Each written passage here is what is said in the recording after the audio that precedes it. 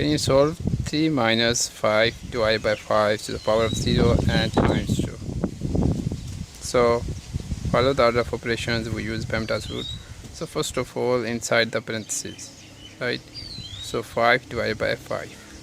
3 minus 5 divided by 5 equals 1 to the power of 0 and times 2. Now after parentheses, exponent first, right? So 1 to the power of 0 is not equal to 0. 1 to the power of 0 is equal to 1, right? So here is 1 and times 2 and minus 3. Now multiplication must be done before subtraction. So 3 minus 1 times 2 equals 2, right? Now 3 minus 2 equals 1.